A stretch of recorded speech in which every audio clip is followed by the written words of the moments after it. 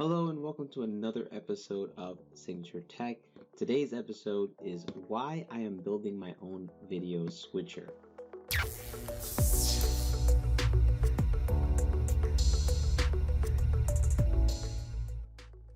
Welcome to another episode of Signature Tech. If you're watching for the first time, welcome. Where are you from? Comment down below and subscribe to this channel. So the first reason why I am building my own video switcher is it provides me with a lot more flexibility. Now, most video switchers only have SDI or HDMI, or the one that's right in front of you here has 2 HDMI ports and 4 SDI ports.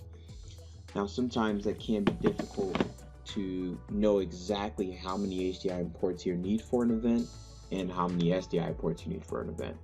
Generally, I work with prosumer clients as well as professional clients, and I get a mix of both, right? Sometimes I go to an event, he has 1 SDI camera and 4 or 5 HDMI cameras, which is a pain because if you're running long distances, you might have to use a couple of converters, convert that to SDI first, make the long run, and then convert it again, which adds a lot of cost to your production. So, with building my own video switcher, I'm able to have as many HDMI ports as I want as my GPU, my CPU, and my computer can handle, and have as many SDI ports that I want as my GPU and CPU can handle. The next reason why is I use software encoding. So it's easy to build my own scene collections if I have individual inputs that go directly to my software encoder, like OBS or vMix. With a video switcher, however, this device only outputs one USB output for a webcam or a software encoding like OBS. So it doesn't give me access to the individual inputs to do the switching because the device is a switcher. So how do I make OBS a video switcher?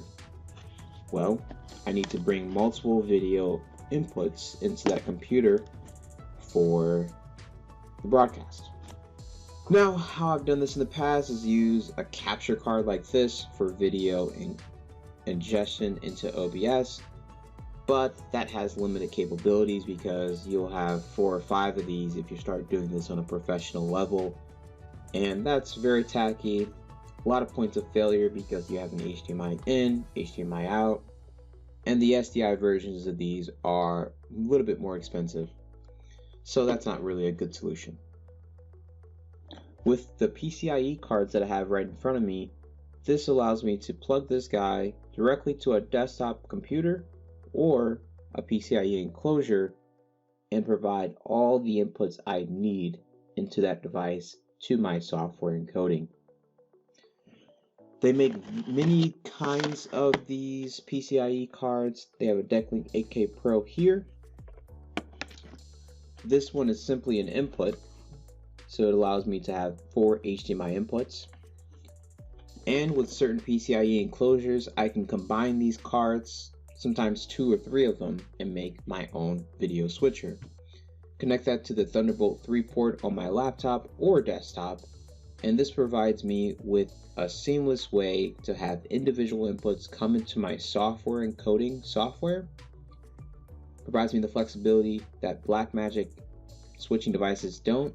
An easy picture-in-picture layout and setup, customizability, and if I want to change it, tweak the setup, change backgrounds, I don't have to load that up to an SD card or do some type of keying that complicates the process.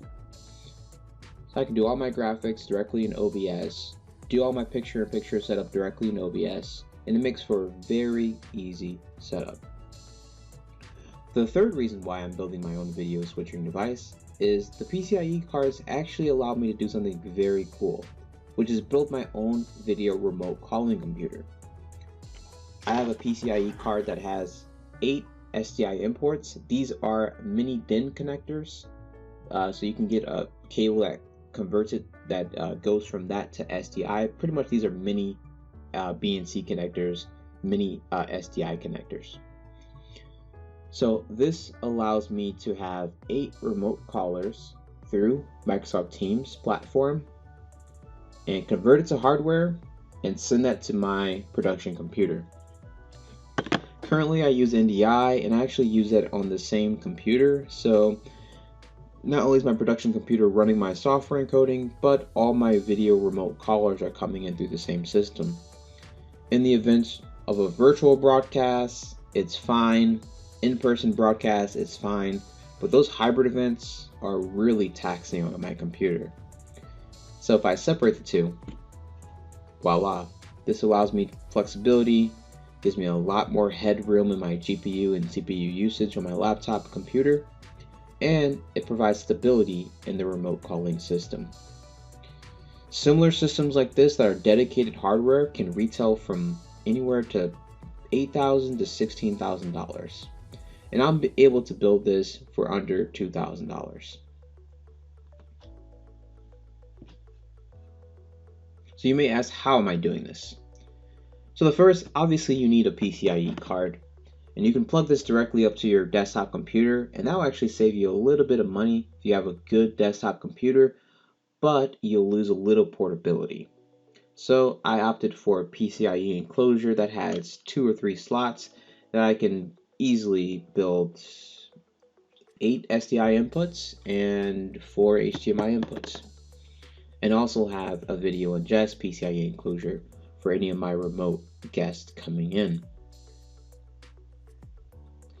I'm actually doing this right now, and I will have a demo video for you very soon. I would say in a month or two. I have 2 more cards coming in, a little bit delayed, and I'm actually leaving on a trip very soon.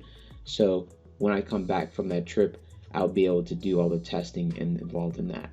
Right now it's looking promising, and there's not much data on this right now on the internet. I did a lot of research, and not many people are using this method because it's very new to the Microsoft Teams platform. Most people are obviously using NDI. I use NDI. I'm able to get 9 remote guests out of NDI reliably.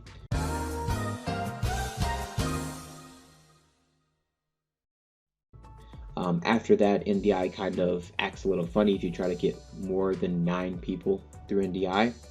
And then usually I'm able to bring in 4 in-person cameras and 7 NDI signals at the same time on the computer that I use.